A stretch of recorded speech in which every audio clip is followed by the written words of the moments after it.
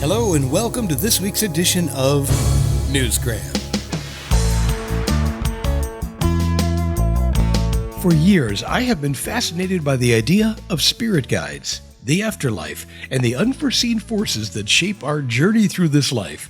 It's a topic that once used to raise eyebrows, but today, it seems like more and more people are embracing the idea that there's more to life than meets the eye. Now, this is not something I talk about all the time, but when asked, I will be happy to share my thoughts on the subject. God, the afterlife, angels, and spirit guides, they are all real. Whether you communicate with them or not is something completely different, but yes, we all have spirit guides, and they help us on our journey through life. And I've come to realize that the heaven and hell that we were taught about growing up, we may not have been getting the full picture there. What if the visions we experience in meditation aren't just in our imagination, but what if they're glimpses of something greater, something real? If any of this resonates with you, then you're ready to meet our guest today, Asif Saba, author of a book called The Rock Crystals. It was a book that came about by accident, really. It goes back maybe 30 years. I was at college and I was doing this English essay, and I wrote a really short A4 page, like a practice page of a little story as part of my English essay. And then I put it away for a good 5-10 years. And then I found it again after all that time, and I started reading it. And then I started thinking about it. And, the thoughts wouldn't go away. So, I just started writing from there. Because some stories just demand to be told. When your thoughts keep knocking on your mind's door, sometimes you have to answer them. In The Rock Crystals, Asif combines his talents as a fiction writer with his knowledge of the Quran and the afterlife to weave together a story that entertains and informs. I've got a character called Yusif, and he meditates daily, and he had a vision. Now, he had lots of little different visions, but one day he had a major vision that put all the pieces together, and he couldn't work out why this vision existed. Anyway, on one of his meditations, he came out of his physical body and went to the spiritual world. He met a couple of guardian angels, or these spiritual beings, and they took him further into the afterlife. And that's where he had this adventure fraught with challenges and obstacles that Yusif must overcome as part of his journey. And these companions are like his guides even in the afterlife. His journey kind of mirrors our own in a way. Just like Yusif, we all face obstacles, but we're not alone. We have guidance. There is wisdom out there that says we were put on this earth to grow spiritually. We all have a life plan, and that plan includes accomplishing certain goals throughout our lifetime. To help us do that, we have spirit guides that gently nudge us along to keep us on track. I mentioned this earlier. Asif believes this story isn't just fiction, it's a reflection of spiritual truths that we can learn from. And when it comes to his book, Asif believes this story isn't just fiction, it's a reflection of spiritual truths that we can all learn from.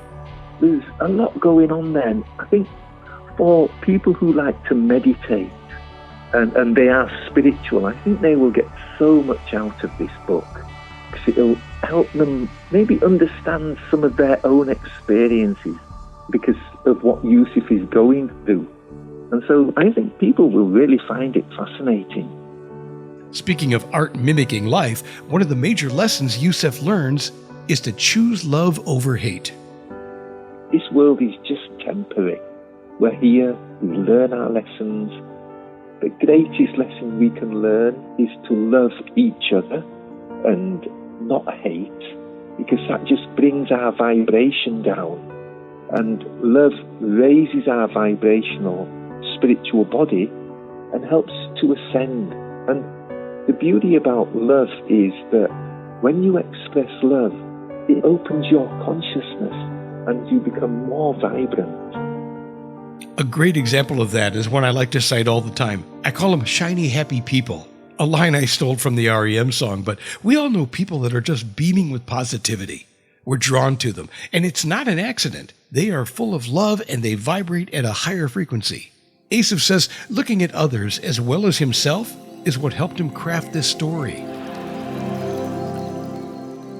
I've had a number of other, I won't say unexplainable experiences, because everything is explainable when you look at things spiritually. But it helped me to understand that there is this hereafter and believe even more than what I already did believe before.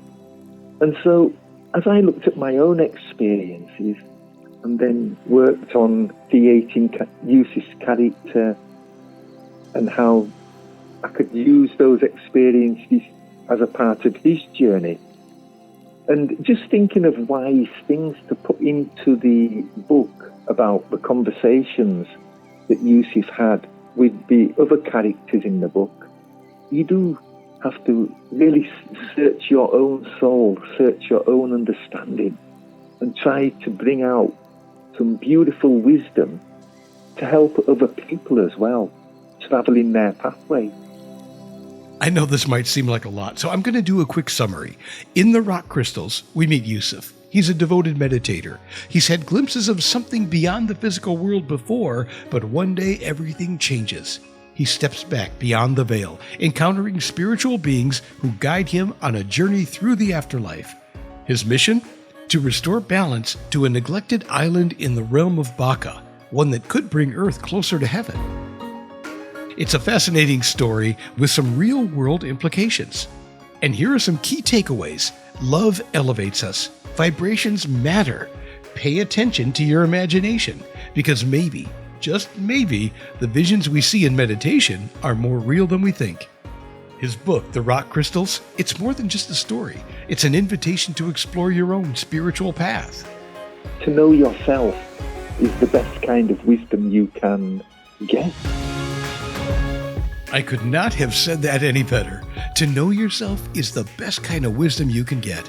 The Rock Crystals is available now at Amazon, Barnes & Noble, and many other places, with options from $2 to $35, depending on how you want to experience it. A small price to pay for a glimpse into the wisdom of immortality. Thanks for listening to this edition of Newsgram from webtalkradio.com.